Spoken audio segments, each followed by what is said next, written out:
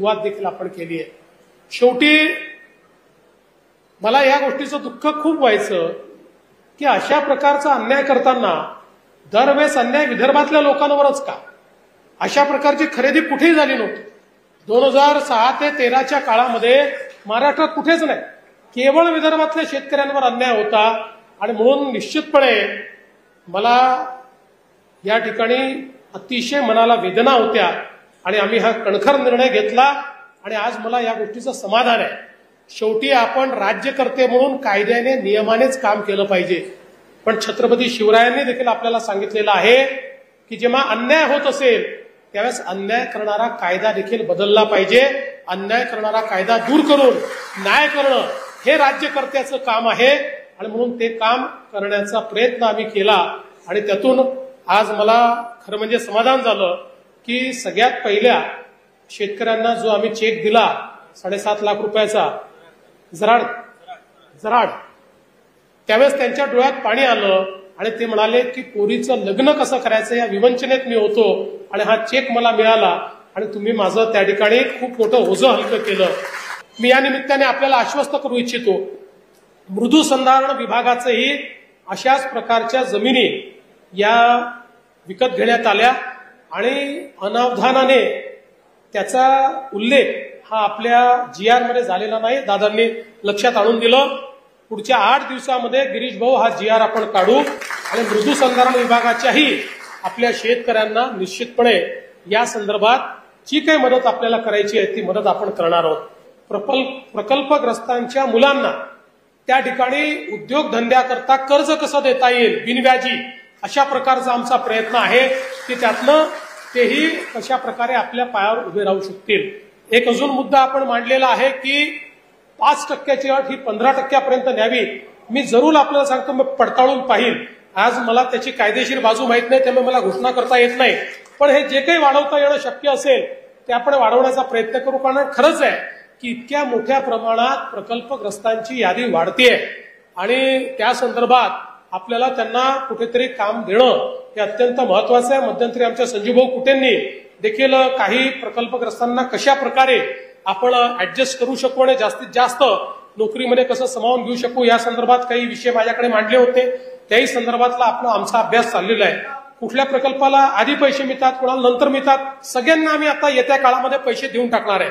काही तुम्हाला फार काळ वाट पाहावी लागणार नाही, पण कोणाला आज मिळतील तर कोणाला 7 दिवसांनी मिळतील, कोणाला 15 दिवसांनी मिळतील।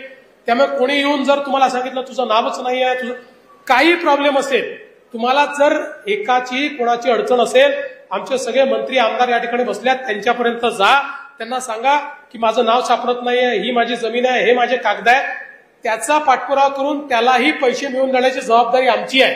पण कोणत्याही दलालाच्या भानगडीत या ठिकाणी पडू नका। मी आज या निमित्ताने आपल्याला एवढंच सांगू इच्छितो की मोठ्या प्रमाणात आपल्या शेतकऱ्यांना लाभ मिळाला पाहिजे या दृष्टीनं मागच्या काळामध्ये आपण बळीराजा जलसंजीवनी योजना आणली आणि वर्षानुवर्ष जे सिंचनाचे प्रकल्प अपूर्ण होते 5 वर्षामध्ये 79 प्रकल्प या विदर्भातले आपण पूर्ण केले। 25,000 कोटी रुपये आपण त्या ठिकाणी लावले। जे प्रकल्पांना सुप्रमा नव्हती अशा प्रकल्पांची सुप्रमा करून त्याचंही काम सुरू केलं आणि पुढच्या काळामध्ये आपल्याला कल्पना आहे वैनगंगा नळगंगा सारखी योजना, जसा समृद्धी महामार्ग मी ज्यावेळेस करून म्हणून सांगितलं, लोक मला वेड्यात काढायचे की 55,000 कोटीचा रस्ता होतो का, असा रस्ता कधी होणार आहे का? पण मी सांगायचो समृद्धी महामार्ग विदर्भाची लाईफलाईन बनेल। विदर्भामध्ये उद्योग येण्याकरता, व्यापार येण्याकरता आणि शेतकऱ्याच्या शेतमालाला भाव मिळण्याकरता हा समृद्धी महामार्ग अत्यंत महत्वाचा आहे। त्यावेळेस लोक वेड्यात काढायचे, पण आपण तो समृद्धी महामार्ग बनवून दाखवला आणि आता दुसरा महत्वाकांक्षी प्रकल्प जो विदर्भातल्या शेतकऱ्यांच्या जीवनात परिवर्तन करणार आहे तो म्हणजे नळगंगा वैनगंगा नदीजोड प्रकल्प। जवळपास 600 किलोमीटरची नवीन नदी आम्ही तयार करतोय, जी वैनगंगेपासनं तर नळगंगा आणि पलीकडे बुलढाणा जिल्हा वाशिम जिल्हा शेवटच्या टोकापर्यंत आम्ही ही नदी नेणार आहोत। या नदीमुळे आपल्या अमरावती विभागातले 5ही जिल्हे आणि नागपूर विभागातला वर्धा आणि नागपूर असे 7 जिल्हे हे पूर्णपणे दुष्काळ मुक्त होणार आहेत। 10 लाख एकर जमीन ही ओलिताखाली येणार आहे आणि विदर्भामध्ये एकही कोरडवाहू शेतकरी राहणार नाही. शेतकरी सगळे बागायती होतील, सगळ्यांच्या शेतीपर्यंत पाणी, आणि तेही पाणी ड्रिपच्या माध्यमातून त्या ठिकाणी देण्याची योजना आम्ही आखलेली आहे. आणि हे सगळं करत असताना आपल्याला कल्पना आहे, आता शेतकऱ्यांकडनं आम्ही विजेचं बिल घेत नाही. आता सगळे फिडर आम्ही कृषीचे हे सोलरवर आणतोय. 2026च्या डिसेंबर पर्यंत हे काम पूर्ण झालं की त्यानंतर आमच्या शेतकऱ्याला दिवसा 12 तास 365 दिवस आम्ही मोफत वीज देऊ. रात्रीच्या विजेची झंझट ही शेतकऱ्याच्या पाठीशी राहणार नाही.